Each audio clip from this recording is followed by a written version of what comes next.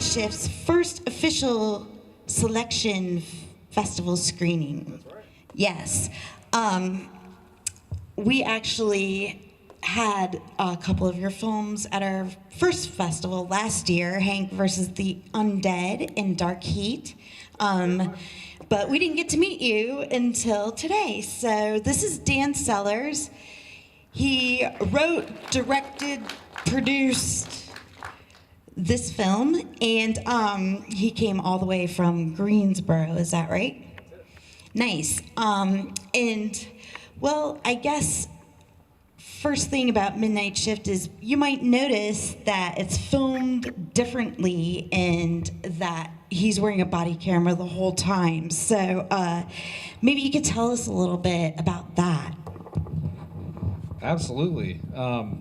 Well, the idea, first and foremost, was to try to do something different that was somewhat still in the found footage horror category.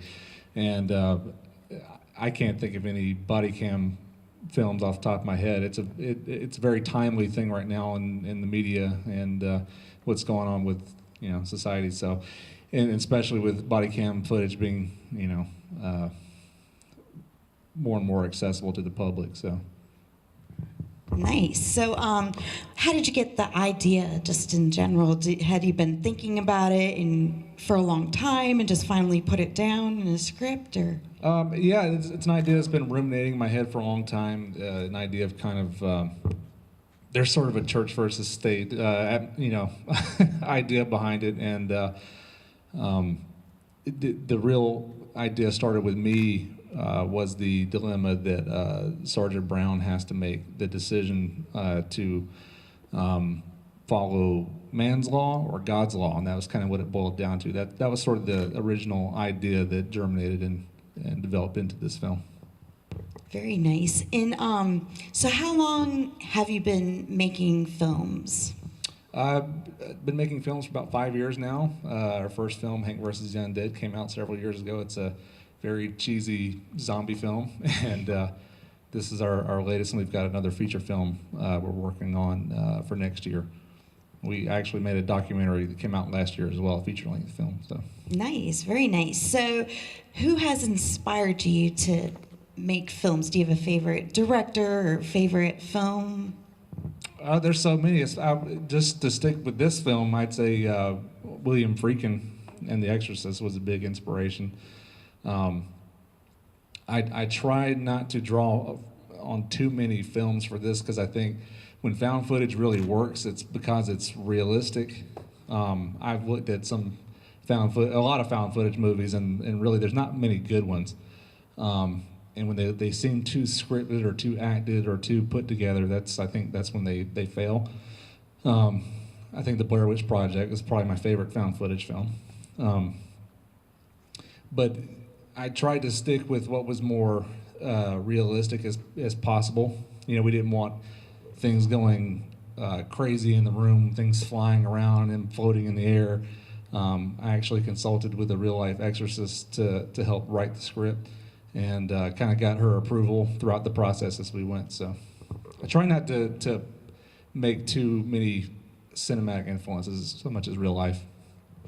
Nice. Well, I know personally The Exorcist was really very scary for me because I was raised Catholic, and that's just one of those things I personally believe that does happen. So yeah. That to me makes it extra scary. So I noticed that it was filmed in both a little bit in Virginia and North Carolina. So can you tell us a little bit about our locations? Our production company, Wreak, Havoc Productions, is from Greensboro, so all of pre- and post-production was done in Greensboro, and all the filming that took place in the old farmhouse was in Stewart, Virginia at Stanburn Winery. And the opening and closing part was done actually in my church in Greensboro. Very cool. Ironically enough. Nice. Yeah, it's very realistic. Well, thank you.